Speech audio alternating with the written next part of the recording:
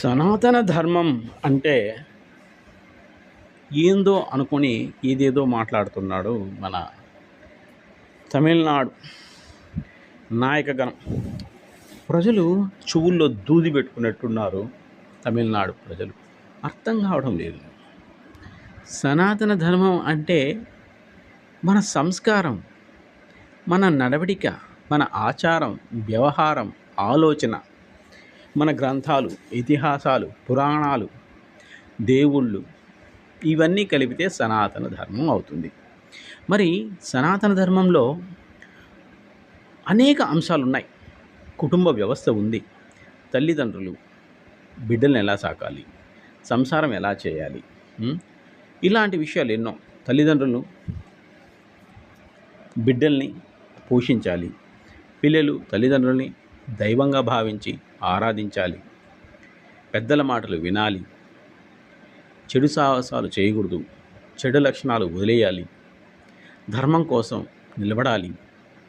10 మందికి సహాయపడే కార్యక్రమాలు చేయాలి.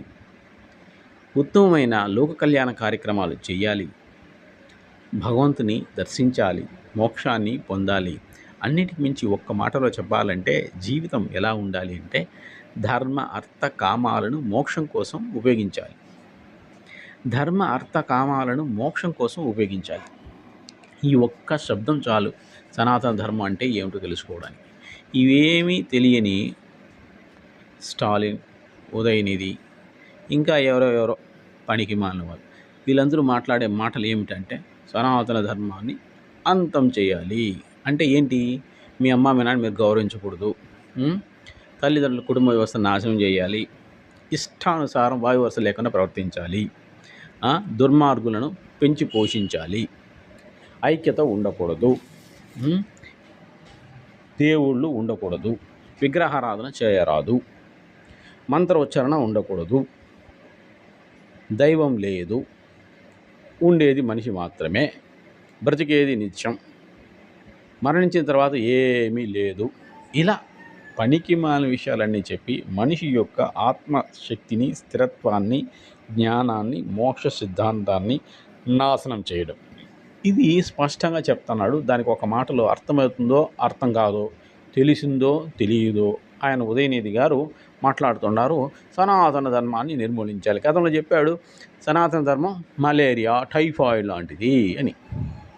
అరే బాబు, నీవు అది లేకపోతే ఈ కాలంలో ఈరోజు నువ్వు ముఖ్యమంత్రి కొడుకుగా ఉండేవాడు కాదు, కనీసం ఆ స్థానంలో నిలబడి ఉండేవాడు కాదు, ఇన్ని తిట్లు తిడతా ఉన్నా నిన్ను గౌరవించేవాళ్ళు కాదు, నిన్ను సముదాయించేవాళ్ళు కాదు, నిన్ను మన యొక్క స్వేచ్ఛ స్వాతంత్రాలను గౌరవిస్తూ ఇంకా నిన్ను అసెంబ్లీలో కూర్చొని పెట్టేవాళ్ళు కాదు నాయనా. ఈ ఆళ్ళకి నిన్ను నీ ధర్మం ప్రకారం, మీ క్రైస్తవ ధర్మం కోసం లాగా రాళ్లతో కొట్టి చంపేవాళ్ళు, ఇంకో ధర్మంలో ప్రకారం ఉరి తీసేవాళ్ళు, దైవదూషణ, ఇట్లాంటి ఎన్నో రకాల శిక్షలు నీకు వేసి ఉండాలి ఇవాళకి.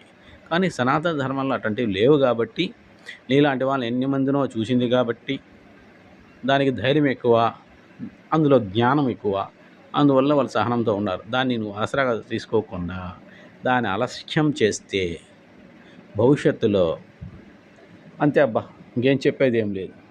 జై శ్రీరామ్, జై శ్రీరామ్.